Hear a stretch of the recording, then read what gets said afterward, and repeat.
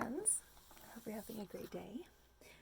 Alright, so today we are going to be making some fun little tea themed cards.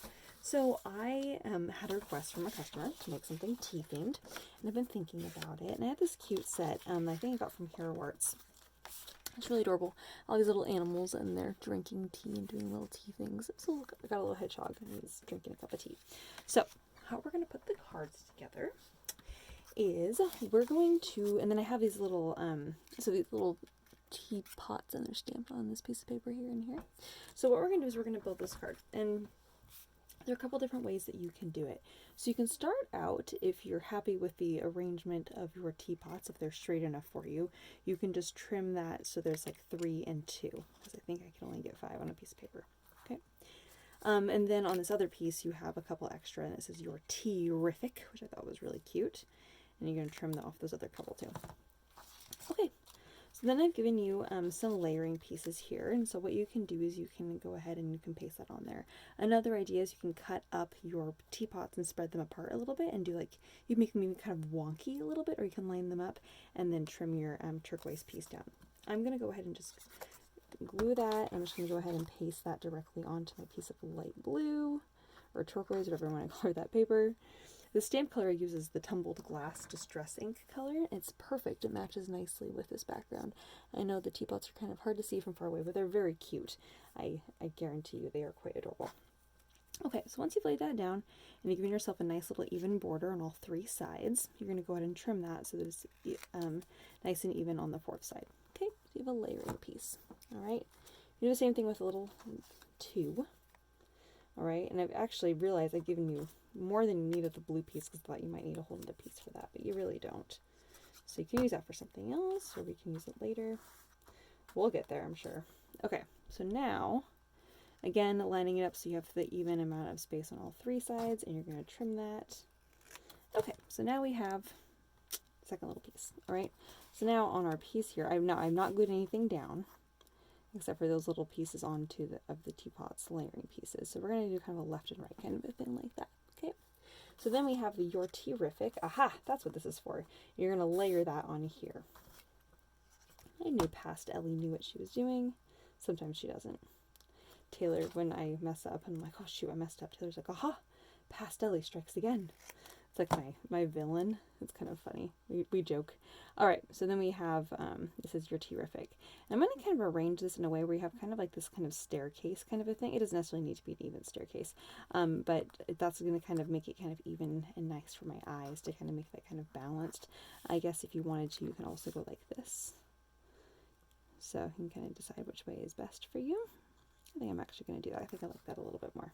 Okay, so then our ribbon comes into play. So I'm going to go ahead and paste down my background piece here. Okay. If you don't want the ribbons to show on the inside, don't paste this piece on. Wrap your ribbons first and then paste it on. I want my ribbons to show on the inside, so I don't mind so much. I'm going to go ahead and paste that down. Some people don't like the ribbon to show. They like the outside to be nice and clean and the inside to be nice and clean. So it's really up to you. Okay, so I'm going to go ahead and start. I'm going to wrap around here. And I'm just going to tie a little knot.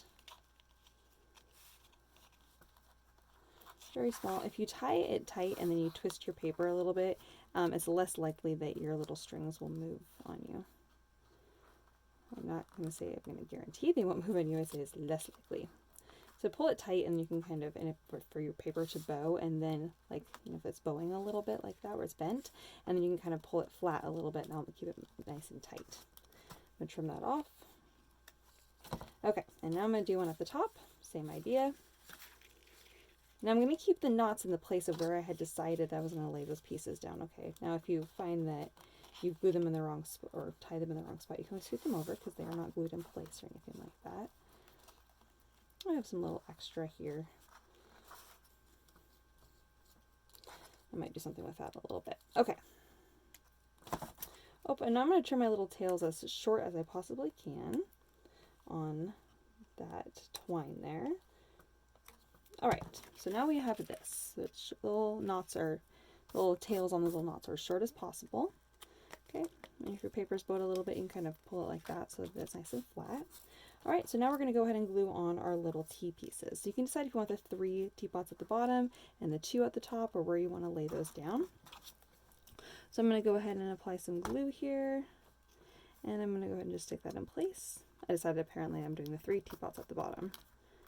I was originally going to just do the 2, but here we are.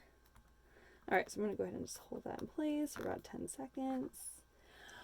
I'm always super impatient with holding down paper and waiting for glue to dry.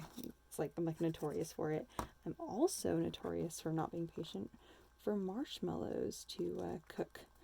Those of you that are close to me that have seen me at a campfire know that. I immediately just catch it on fire and then blow it out, and then catch it on fire and then blow it out, and then it's done. So now you know my tactic on s'mores. Some of you listening are like, that sounds like Elli. Funny. Okay. So now we're going to have our little tea-rific right here. And I think I'm going to use my last little bit of my ribbon here to tie a little bow. So I think that would be kind of cute. I'm just going to do a really little one. I just think that would be so sweet to just do a tiny little bow. And then I'm going to put a little bit of glue right in the knot of that little bow. And I'm just going to stick it down here on the corner. Or not on the corner, but on the right side of where my little word, your tea-rific, is. And then I'm going to stick that there. Okay, so some things I want to make sure you got. So you got the little bows right here on the right. This is kind of the stair step kind of an idea here. Okay, you have your little pieces glued right there on the knots. Oh, I want to make sure we're going to glue that on, so we have to hold that in place for about 10 seconds. And now I'm going to trim the little tails on my ribbon. Okay, if you would like, you can color in a little bit of your hedgehog there. I am with just a tiny little bit of watercolor. I'm just going to do a tiny little bit of brown on his little spikes.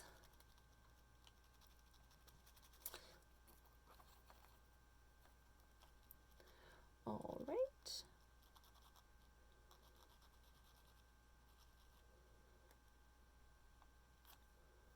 Okay. Oh, I'm going to go just a little bit darker there. Alright, and I'm going to make his little, I want to call it hedgehog skin, I guess. I have no idea what color hedgehogs are. A different shade of brown. 2 different shades of brown. Okay. Alright, and then if you wanted to color his teacup, an idea would maybe be like that light blue kind of color. If you're going to do it, just make sure you just do a tiny little bit, and you want to try and match that same color of blue. You may want to test maybe on this piece of paper here that's left over with the 2 little teapots on it, maybe on that far side there where there's no teapot, to kind of test your colors, so you can kind of just see what that color is going to kind of look like, so you can kind of get something somewhat accurate. That might work. Is that this one? Okay, so I'm going to go in and just color a little bit of that teacup. I kind of like that it's blue. Oh, so cute. Of course, you don't have to color it at all, but I think it's pretty adorable.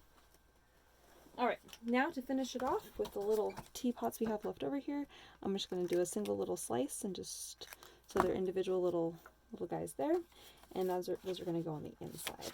And I thought that would be kind of cute and kind of fun to stick those in there.